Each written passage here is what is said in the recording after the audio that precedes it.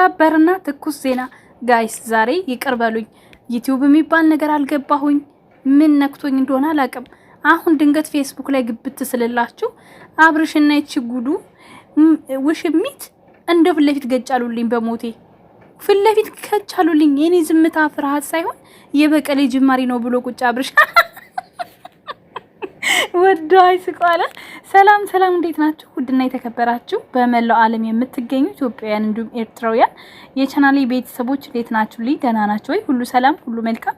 እኔ ጋር ሁሉ ሰላም፣ ሁሉ መልካም። እናንተ ጋር ሁሉ ሰላም፣ ሁሉ መልካም እንደሚሆን ተስፋ እያደረኩኝ ይህን ቪዲዮ ስትጀምሩ እንደተለመደው ላይክ እና ሼር፣ ሰብስክራይብ በማድረግ ሰብስክራይብ ስታደርጉ የደወል ምልክቷን በመጫን ቤተሰብ ትሆኑ ዘንድ በአክብሮት እየጋበዝኩ የተሰማችሁን ሀሳብ አስተያየት በኮሜንት እንድታስቀምጡልኝ እያልኩኝ እንግዲህ ዛሬ አብርሽ ስለ ፖስተው ፖስትና ስለተናገረው ንግግር ለእናንተ የሆነ ነገር ማለት እፈልጋለሁ።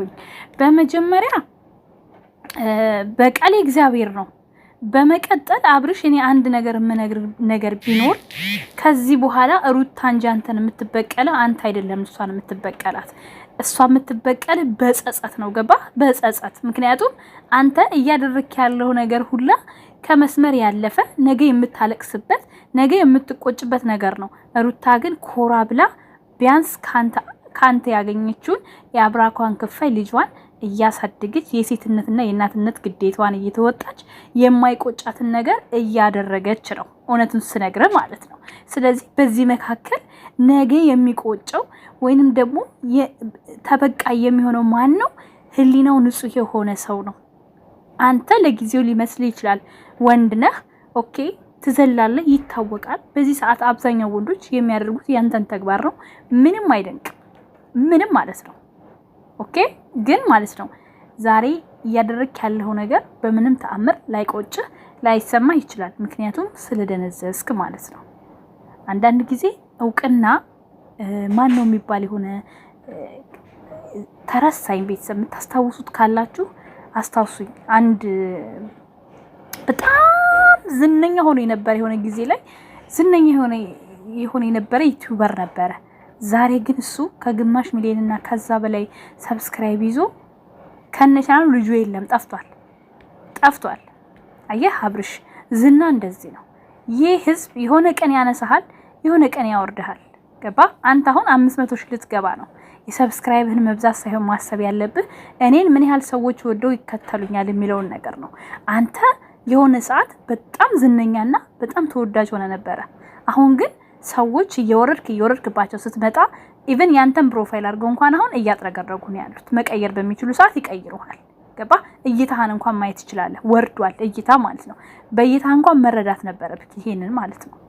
ኦኬ ሩታ የሚጎልባት ነገር አለ ብለህ ተሳስተሃል። በፍጹም በዚህ ዙሪያ ይሄን መሰል የሚያደርጉ በጣም ብዙ ሴቶች አሉ። በነገራችን ላይ ይሄን ታሪክ ዛሬ አንድ ቲክቶክ ላይ ገብቼ አንድ እህታችን በእንባ ጭምር በማልቀስ ጭምር ያወራችን ታሪክ እና ይሄ ተገጣጠመብኝ። ይሄ እንደ ዘበት ድራማ ብለን የጀመርነው ነገር ነው። ኦኬ የሷ ግን ሪል ህይወቷን ያጫወተችን። ባልነበረኛለች ተጋብተን ተከራይተን እየኖርን ልጅ መጣለች። ተጋብተው ጋብቻ ነው በክብር።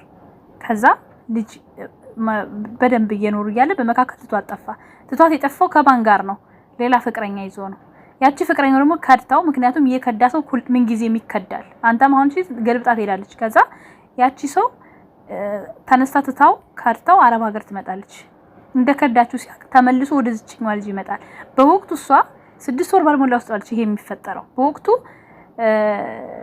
እርጉዝ ነኝ፣ ልወልድ ደርሻለሁኝ፣ 9 ወር ገብቷል፣ ሰው የለኝም፣ ገንዘብ የለኝም፣ አማራጭ ስለሌለኝ ተቀበልኩታለች። ደህና መኖር ጀመርናለች። በመካከል ከአዲስ አበባ ተነስተን ክፍለ ሀገር ቤተሰቦቹ የተዘጋ ቤት ነበራቸው፣ እዛ ከፍተን ገባናለች። ደህና እየኖርን እያለ በመካከል የሆነ 2 ሰርቪስ የሚከራይ ነበር። አንዱን ለሱቅ አንዱን ለነዋሪ አከራይተን ሱቁን ያከራየናት ባለትዳር ናት። እዛው ግቢ ውስጥ አስቡት።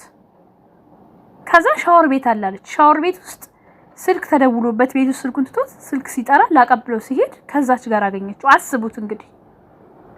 ከዛስ ያንንም አይታ ዋጥ አድርጋ ዝም አለች። አሁንም ቀን ይላፍ ለልጄ እያለች ማለት ነው። እናት ብዙ ጊዜ የምትጎዳው አንገቷን የምትደፋው ለልጄ እያለች ነው። ለልጄ ስትል ብዙ ዋጋ ትከፍላለች። ከዛ በኋላ ዝም አልኳለች። ለባልየው መናገር ለሷ ባል እንኳን ይብን መናገር አልደፈርኩም። ቢያንስ የሷን ትዳር ላድን አልኳለች። በጣም እየፈጠጠ መጣለች። የቤቴ ድረስ ገብቶ አልጋይ ላይ መተኛት ጀመረዋለች። በመጨረሻ ግን ብድግ ብላ አሁንም ያችን እንትን ብሎ ትቶ አጠፋ። አሁንም ኦኬ ለሶስተኛ ጊዜ አስቡት።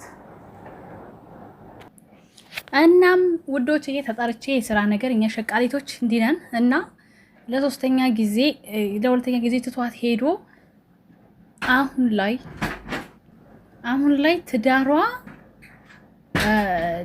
ልክ መጨረሻ ላይ ትዳሩን ትታው ብትና እንትን ብላ ልጇን ብዙ ስቃይ ያሳለፈች። ለምን ከዛ ከወጣች በኋላ እሱ ትቷት ከሄደ በኋላ ጎዳና ወጣ ሰው ቤትን እየሰራች የለመነች ልጅቷን የተወሰነ በእግር እስከምትሄድላት ድረስ ከታገለች በኋላ ከዛም ከሱ ቤተሰቦች ቤትም ወጣች። ምክንያቱም እሱ ከሌላ አይኖሯትም። እህቷን ላከባት፣ ከቤት ወጣች። ከዛ ተመልሳ ማቋ አዲስ አበባ ነው። እዛው አዲስ አበባ ተመልሷል። አዲስ አበባ ተቡታላችሁ ልጅ ይዛችሁ ምንም ስራ ሳይኖራችሁ ወይ ረዳት ሳይኖራችሁ እንዴት እንደሚታለፍ ስቃዩን አሰብኩትኝ። መጨረሻ ላይ ግን እግዚአብሔር ሁሉን ነገር አስተካክሎላት ሰው አዞላት ሰው ሰጥቷት፣ መገፋት ጥሩ ነው። ሰው ሰጥቷት ልጇን ለሰው ሰጥታ ከመጣች 10 ወሯ። እውነተኛ ታሪክ ነው የምነግራችሁ። አሁን እኔ ቲክቶክ ላይ መጣ ልቅስ ያወራችንን ቅድም ተገጣጠመብኝ ይሄን ሳይው ማለት ነው። ቢያንስ ሩታ በጣም ታዋቂ ናት፣ የራሷ ገቢ ያላት ቀብረር ብላ ትኖራለች። ዩቲዩብ ማኔጅ እያደረገች ማለት ነው። አሁን ጨዋታው ዩቲዩብ እንዴት ነው ነው ዩቲዩብ ማን ነው ማኔጅ የሚያደርገው ነው። እሱም ብቻ ያዙልኝ እንጂ ማለት ነው። በዩቲዩብ ቀብረር ብላ መኖር ትችላለች። በጣም ብዙ ሰው ነው የሚያውቃት። ዘና እያለች ልጇን ማሳደግ ትችላለች። እኔ እያልኳቸው ያለሁት እንደዚህ በየቤቱ ስንት አይነት ስብራት እንዳለ እንድትረዱት ስለምፈልግ ነው። ወንዶች እንዲህ ናቸው። እድልና አጋጣሚን ካገኙ ማንንም ለመሸጥ አይመለሱ። ሴቶች ራሳችሁን ጠብቁ፣ ቆፍጠን በሉ፣ ኮስተር በሉ፣ የራሳችሁ ነገር ይኖራችሁ ብለው ለዚህ ነው ነገሮች እንትን ባሉ ቁጥር እየከበዱባችሁ በመጣችሁ ቁጥር ያ ነገር እንዳይፈትናችሁ ማለት ነው። በጣም ደስ የሚለው ነገር ይሄ ሁሉ ህዝብ ከሩታ ጎን ነው። ከሩታ ጎን ምክንያቱም ስራ ትክክል ስላልሆነ። በፊት እኮ ሩታ ካየ ስትጨቃጨቅ የሆነ ነገር ባጋጣሚ የተፈጠረ ቁጥር እሷን ነበር ህዝብ የሚቆጣት፣ የሚጮህባት፣ የሚሳድባት። አሁን የሚሰድቧት ሁሉ ከሷ ጎን ናቸው እና ምክንያቱም ያንተ ስራ ትክክል ስላልሆነ። ይሄ እንደ ጀብዱ ቆጥረው ከሆነ በሚዲያ ዝሙት ማሳየትን እውቅናን ተጠቅሞ እንትን ማለትን ላይክ የሚያረጉ ልጆች ራሱ ቁርጥማት ይዘዝባቸው። እውነቴን ነው የምነግርህ። ይሄ ትክክል ሆኖ ላይክ የሚያረጉ ካሉ የሚያበረታቱህን ቁርጥማት እጃቸውን ይስጠው። ምክንያቱም ትክክል አይደለም። በቃ ትክክል አይደለም እንዴ! ምን ሲቀጥል ደግሞ ማለት ነው መጀመሪያ አብርሽ መለያየት ከሆነ የምትፈልገው ትክክለኛ ፍቺ ፈጽም። ሩታ ጋር 80 ይዘህ ፕሮሰስን ነገሮች ሳትጨርስ ከዚች ጋር እንደዚህ መላላጡ ሌላ ወንጀል ነው። እንደው ዘጋችሁ እንደው ላይ እኔ ራሱ አስጠላኝ። እኔ ደግሞ ጉዴን አላወኩም። እና ውድ ቤተሰቦች ዛሬ ሀሳቤ በጣም ተሰራርቋል። ለማንኛውም ላይክ፣ ሼር፣ ሰብስክራይብ አድርጉ። እኔ ድንገት ፌስቡክ ስገባ ነው የዩቲዩብን ጉዳ ላይ እሱ ለካ ሁሉም ቦታ ነው ይሄ ፖስተው። አሁን ይሄ ምን ይሉታል ጋይስ እንዴ? በጣም ነው የሚገርመው።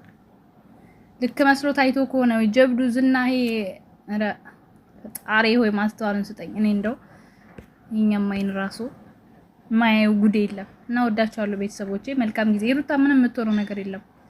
ሩታ እንደውም የበለጠ እንድትሻሻል ራሷ እንድታጠነክር ነው እያሳያት ያለው። ምክንያቱም ሴት ልጅ በተገፋች ቁጥር ቅቤ፣ ወተት በተገፋ ቁጥር ቅቤ ይወጣዋል። ስለዚህ በቀልን የምትበቀል እሷ እንጂ አንተ አይደለህም ለማለት ነው። ወዳችኋለሁ። መልካም ጊዜ። ቻው ቻው።